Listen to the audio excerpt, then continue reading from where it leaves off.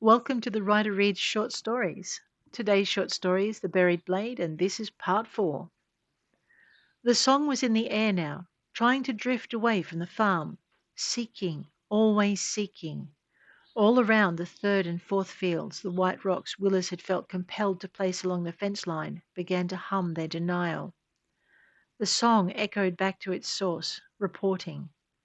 Deep within the earth, the blade hissed its displeasure and began a different tune. Now the birds refused to fly anywhere near the field. Willis began to see the shapes of shades moving amongst the bare skeletons of once thriving bushes and trees. He moved his livestock to a neighbour's farm, but wouldn't explain why. The part of him that was guardian began directing the part of him that was not. His wife Eileen didn't argue. She was, it seemed, hearing music in her dreams. Willis's first task was to collect more stones and place them at the end of the field adjacent to the house. He'd seen shadows moving amongst the cow byre and milking sheds, shadows that radiated malevolence as they skulked. As the school term moved on, Willis drove the shades back into the field. The few that escaped his first attentions he ruthlessly hunted amongst the buildings, guided by his wife's dreaming and her growing other sight. She had guardian blood as well. It was this that had drawn them to each other. Together they found a gap in the stone's barrier of power and were working to replace another stone beside the weak link when the telephone in the farmhouse rang.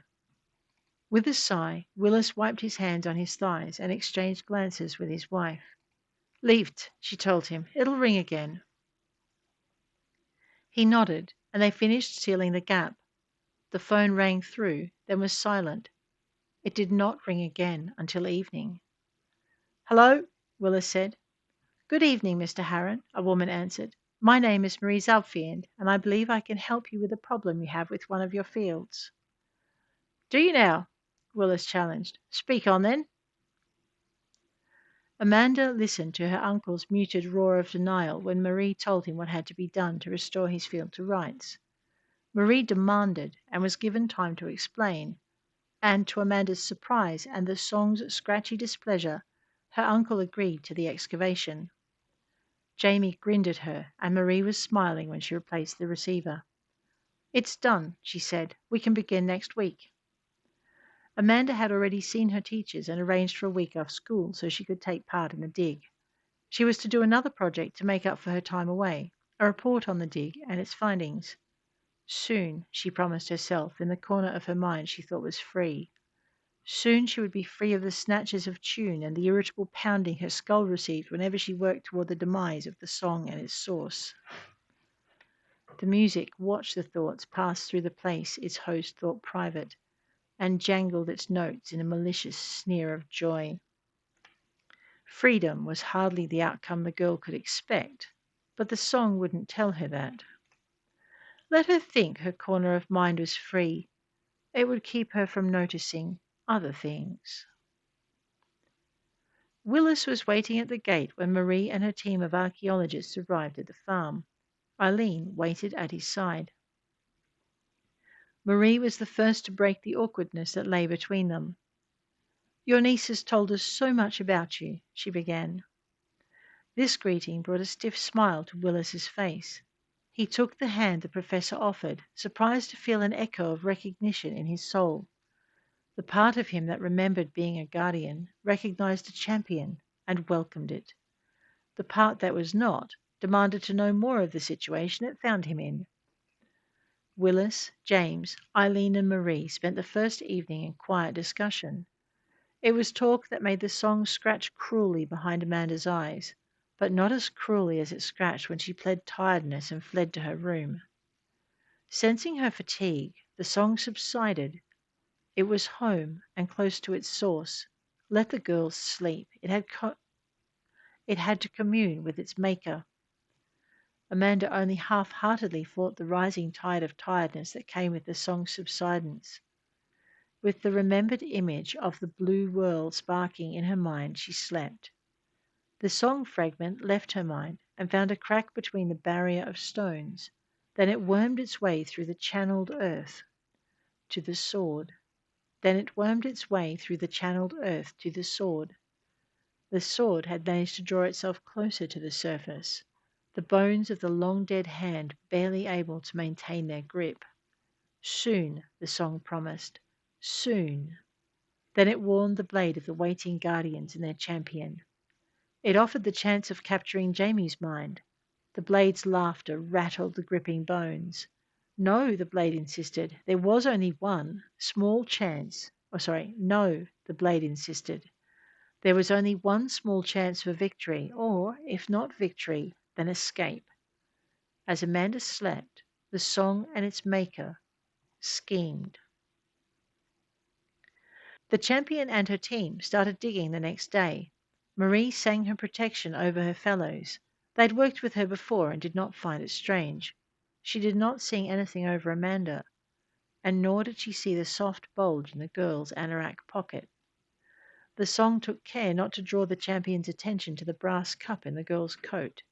It knew, with the extended consciousness of the sword, that the cup was the songmaster's sole chance of survival. The cup, and then the girl.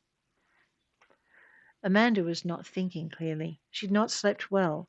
Her sleep had been plagued by dreams of a dark closeness that had nothing to do with the night. She allowed the seductive tones of the song to lead her, and stopped at the place she'd found the brass cup now tucked safely in her pocket. Ignoring or unaware of the rest of the team, Amanda began to scrape at the soil. The song intensified, careful not to let her notice its music. Fogged by tiredness, Amanda's mind did not register its melody. Lost in thought, but glad the irritation inside her skull had stopped, she dug, carefully expanding her excavation. She didn't know what she was looking for. More pottery fragments or patterns, or perhaps another cup, or a piece of cutlery. Her hand scraped across the rising hilt of the sword and closed around it. The song subsided. It was not needed now. The pure, unrefined sense of its maker's victory swallowed its own joy. Amanda drew the blade from the earth, only to drop it screaming when she saw the finger bones clamped about its hilt. Marie came running, words of power already forming on her lips. Her co-workers felt her draw on them for strength and gave willingly. This, too, did not seem strange. It, too, had happened before. The sword rose from the ground of its own volition, trying to fit itself to Amanda's hand. Shrieking with fearful denial, the girl leapt back. Blue lightning leapt between her and the sword hilt, but still she resisted it, just as she had resisted its song. Before Marie could reach her, Amanda tripped and fell. Her head struck stone, and she lost consciousness. The sword hung above her, its maker waiting for its opponents to make their move.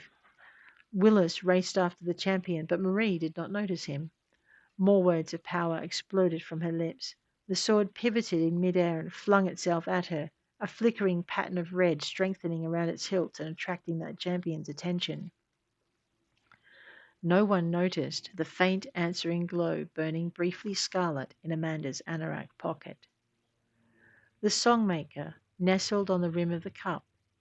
It had made the transfer far more quickly than it thought possible, and the guardian had not appeared to see. The song had done its work well.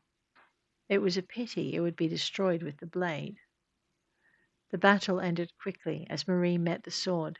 With the power given by her companions and the guardians, she took the song from the sword and quenched it in the center of her power's fire.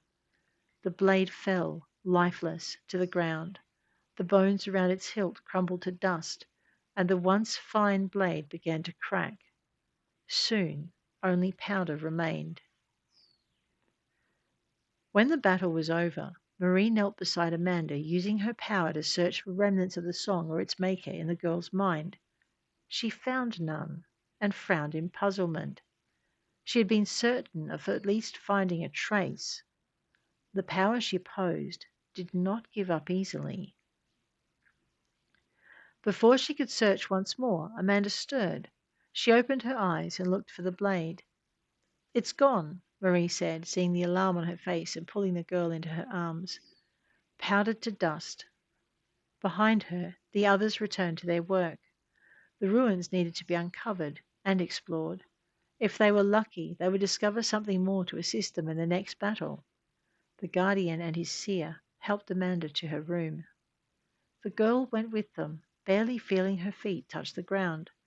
The cup remained within her pocket, the song maker lurking in silence.